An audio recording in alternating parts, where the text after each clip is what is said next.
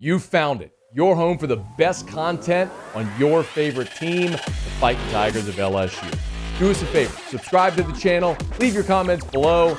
Be sure to smash that like button.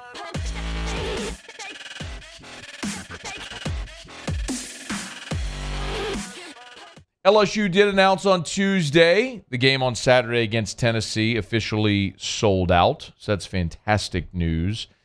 Brian Kelly, when he met with the media on Monday, did his best to try to rally the troops to get out there early on Saturday. Look, I mean, I'd like to be the cheerleader here and say, hey, come out early and get going. But look, it's Tiger Stadium. It's LSU football. If you're not excited for that, I don't know what gets you going in October. You know, there's time to do other things. But LSU playing Tennessee in Tiger Stadium, tell me what else is better to do. This is an awesome opportunity. So please come out and support your LSU Tigers. Well, he asked, and clearly LSU fans have responded.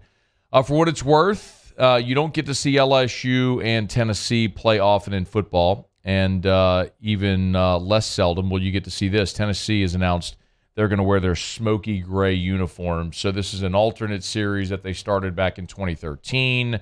There's going to be different variations of it in the coming years, but I'm sure you've seen them before if you're a college football fan. It's just a dark, sort of charcoal gray uniform with they'll have orange numerals, gray helmets, the orange block T on their uniform as well. So Tennessee's going to go smoky grays this week against LSU, which is a hideous looking uniform. I'm a little bummed about it. You know, I care way too much about uniform styles and designs and stuff like that. So I'm a uniform nerd. I get it.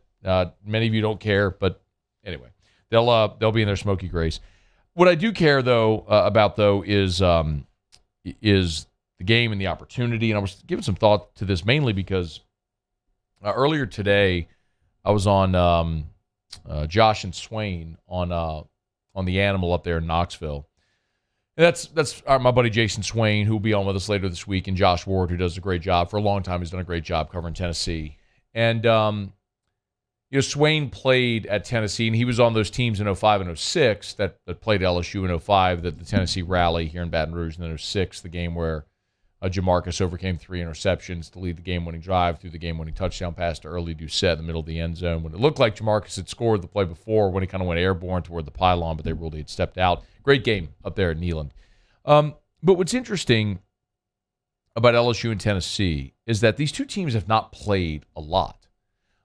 Even though both are charter members of the Southeastern Conference, they've only played 33 times in their history. Tennessee owns a 20, 10, and 3 series record all-time. Tennessee's won 20, LSU has won 10. They've tied 3 times. But LSU has won 5 straight and 7 of 9 since 2000. And really, you could set sort of a line of demarcation in this series at the 2000 season and say, that's when LSU arrived.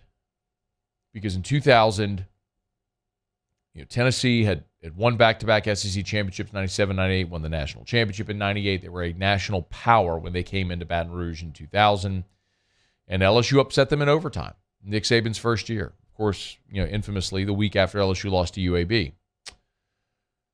A year later, LSU went to Tennessee and lost in the regular season in 2001 at Neyland. It was the first game after 9/11.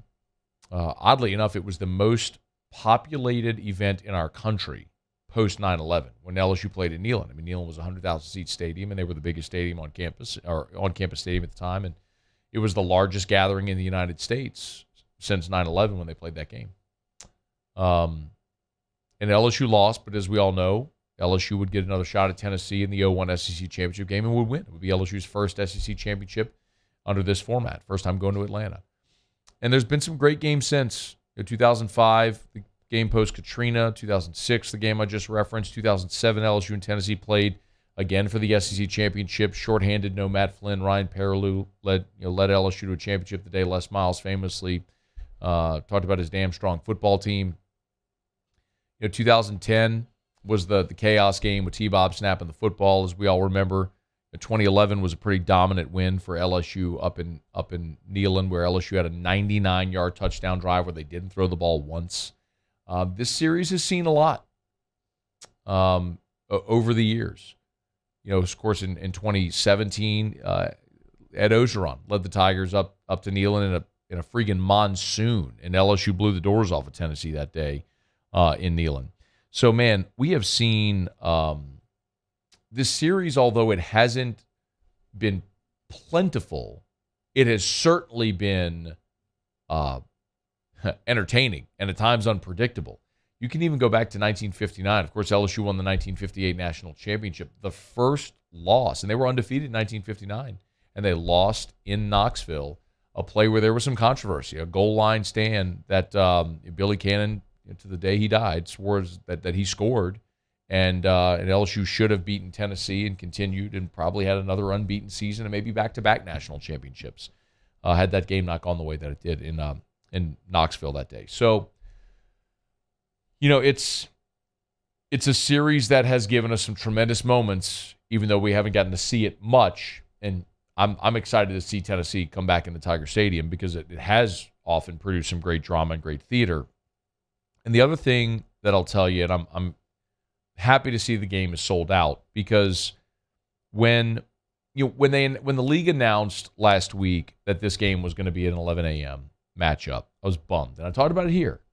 And the reason was because we so seldom actually get to see a great full-throat venue in college anymore.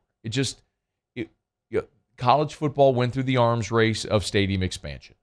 And, in the early 2000s, late 90s, early 2000s, Michigan and Tennessee were both over 100,000. Then everybody started doing it. LSU did it. Bama did it. Penn State did it. Texas A&M. A lot of programs expanded their stadium beyond 100,000. It was like this sort of like unstated mark of supremacy if your stadium held 100,000 people. When in reality, LSU at 92,000 is probably a better venue than 102,000. Instead of having swaths of empty seats, having a full stadium or a fuller stadium is a better experience.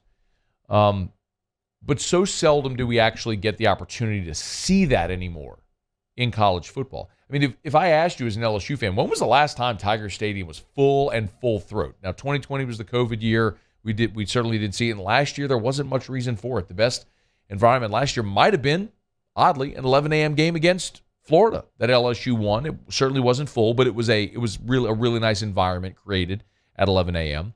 I mean, probably 2019 against Florida was the last time we saw what reminds us of what has earned Death Valley its reputation. And the disappointing part about the 11 a.m. kick is it felt like Saturday was an opportunity to see that, which we so seldom get to see anymore. Like, you're not going to see it against Southern or New Mexico or Mississippi State, probably even not against Ole Miss. I mean, certainly not against UAB, and Bama will likely be, a moment because it's Bama and it always is. But this felt like one of those opportunities, and we were going to get cheated out of a fever pitch type environment. But I'm going to tell you, man, I think LSU fans are ready for this on Saturday. I mean, the sellout is certainly evidence of it, but you have a program with a new direction, with a head coach that I think people believe in, that believe is going to lead LSU back to great things, and it feels a lot like when Nick came in 2000. And knowing full well that there were going to be bumps in the road and there were going to be growing pains, and you weren't going to win every game that year, and this team obviously has already lost once, and they're going to lose again. They may lose on Saturday. But when you go to the stadium and there's a fear of losing, it always creates a different level of anxiety, like something that Alabama fans never feel, because every time they go into the stadium, they expect to win every time. So you don't have this fear, this doubt, this anxiety. That's why when you have those types of games, it builds up all the emotions surrounding it. And Saturday is going to be one of those days, because LSU could very well lose in Tiger Stadium on Saturday. And if they win, they're going to pull off a top 10 win. That's going to be a defining early win of the Brian Kelly era. And that excitement is why people are buying tickets. It's why it's sold out. It's why I think it's going to be packed at 11 a.m. and you're going to have a great environment. I'll remind you, one of the greatest environments ever in Tiger Stadium was 2003 Georgia. I'm going to say it again. Y'all know we've said it before, but that's not just day game atmospheres. That's any game ever. That's one of the greatest atmospheres ever in Tiger Stadium. And it happened with the sun up.